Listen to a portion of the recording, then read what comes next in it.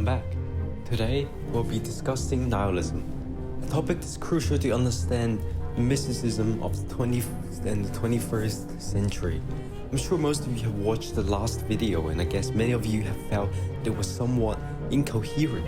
Yes, the reason we left such a large gap in the episode was precisely to lay the groundwork for this one, because I think by now many of you have begun to sense a question for why do we so often find ourselves caught in a blind vortex when facing certain things. Before we continue on to clarify, the blindness we're talking about here is not the same as superstition in a traditional or folk sense. What we mean is exactly what the term suggests, blind belief. But in our context, this blindness operates as a kind of dual-layered rational belief. It's not the one-directional intuition or credulity often associated with superstition. Generally speaking, superstition in the Chinese culture is mostly seen as unidirectional, as the worship of deities or pursuit of metaphysical ideals. But the blindness we're discussing including both the emotional intuition behind God worship and a detached rational belief that doesn't involve any deity at all. In that sense, if the superstition before the 20th century can be called religious belief, then much of the science after the 20th century can also be seen as a form of religious belief. Both influence our thinking and shape shifts in how we understand the world. In any era, it's almost impossible to separate ourselves from this notion of blindness. In our last video, we talked about MBTI. It serves a clear example of this kind of blindness, and it's not superstition in the traditional sense. It's the exact form of blindness we're referring to. Intuition on one side, rationality on the other, surrounded by a unique sphere of public opinion. Just look at the comments on our last video. Those who believe in MBTI claim they upheld the spirit of science, that they have a solid epistemological foundation, and that their beliefs are unquestionably correct. At the same time, those who don't believe in MBTI said exactly the same thing. They too believe in science, in epistemology, and are just as certain of their views.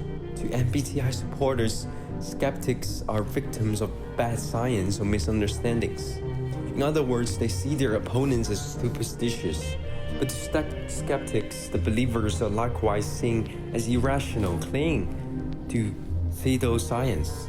What forms here is a bizarre echo chamber, a whirlpool of opposing beliefs, each claiming scientific legitimacy, each dismissing the other as blind and irrational. This is where it gets fascinating, because everyone involved insists they're being rational and scientific, and yet beneath that surface, intuition is surging like an undercurrent. And if that undercurrent keeps intensifying, it will spiral into a vortex, one that mixes reason with blind belief, logic with suspicion. Eventually, even the most basic knowledge, the clearest ideas will become unstable and chaotic. But this kind of vortex isn't unique to MBTI. It appears in every corner of our lives, or more accurately, our lives emerge from the cracks between these whirlpools. Let's take a more visceral example. Go to YouTube right now and search feminism or patriarchy. The comment sections of those videos reveal a much more vivid and understandable version of what we are talking about. Let's start with the men. Some believe feminist discussions, especially those about patriarchal oppression, are delusional, selfish, or utilitarian. Meanwhile, many women believe that men who deny these discussions are arrogant, dismissive, or mocking, and that their attitudes stem from vested interests. But look deeper and you'll find a paradox. Some of the women passionately speaking about oppression have not suffered directly. Some of the men being accused of benefiting from patriarchy have not marginally benefited. So why are they so engaged? Because they're driven by blind faith in narratives of suffering, sometimes real, sometimes imagined. And so they occupy opposite ends of the same vortex, attacking each other, projecting prejudice and pride. This kind of blindness is not just a simple concept. It moves with time, evolves with culture, and turns into mass hysteria. People start believing in things, a phrase, a sentence, a trivial incident. Without examining it, it creates a dangerous, turbulent field of opinion. At this point, vortex may no longer be enough to describe what's happening. What we're really dealing with is chaos, or more precisely, nothingness. When we pause and observe the ideological clashes, especially around gender, what we're really staring at is a burning, messy, sticky realm of nothingness. What we just described is a basic interpretation of nihilism, rooted in Western theology and philosophy. This view suggests, unless you are God, you'll never grasp the truth. Which means, put plainly, unless you are the author of truth, you can't say you're absolutely right. And if that's the case, neither can I. So there's no definitive right or wrong. Truth doesn't exist between us.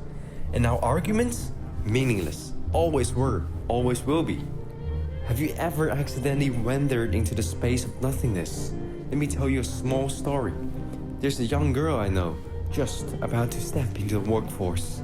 One evening, 5 of us were chatting. I got late, so we decided to order takeout.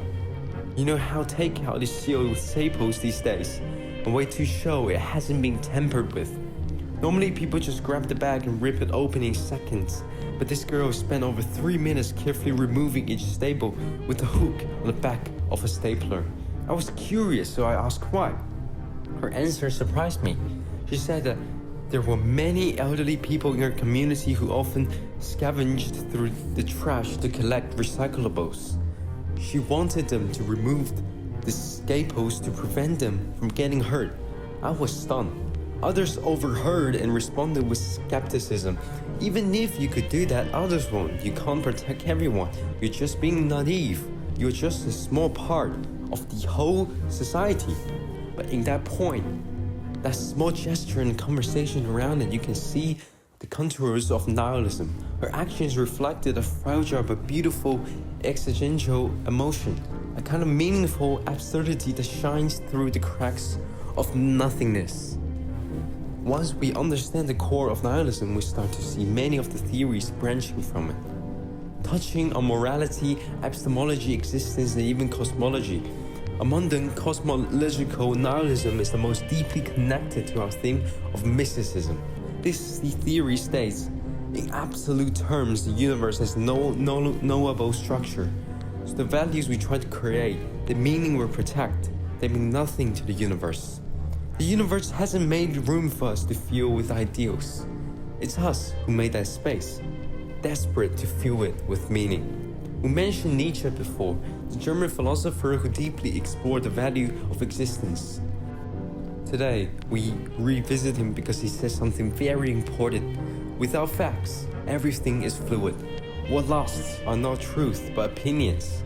Nietzsche, standing from the cosmological viewpoint, asks, why do we exist?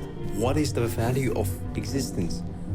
From this perspective, even if we uncover astonishing truths through science, they hold no value in the face of a universe that is violent, indifferent, and alien to human values.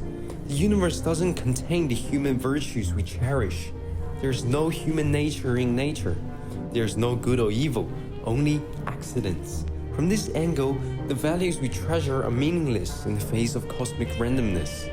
Modern mysticism, especially after the 20th century, observed and reflected on this nihilism.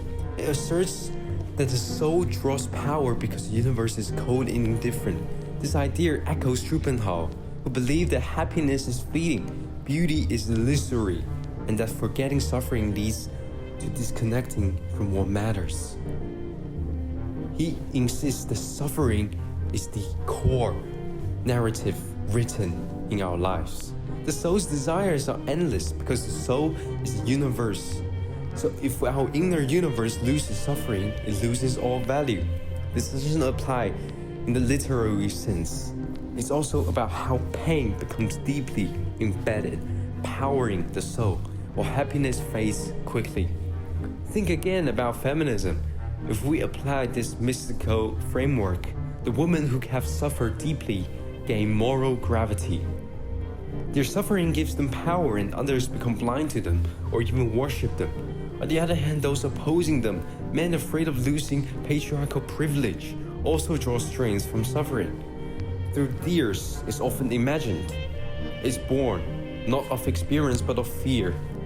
If we use this lens to observe modern society, we find mysticism offering layered critiques of entertainment, consumerism, and speech. It teaches us that modernity produces false happiness, which corrodes the soul.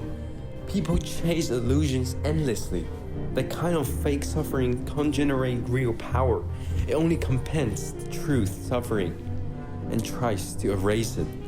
From a mystical standpoint, this vortex of nothingness in public opinion is not just intellectual chaos, it's the whole of the lost souls. Today we'll explore just one part of nihilism, but it's the part most deeply tied to mysticism.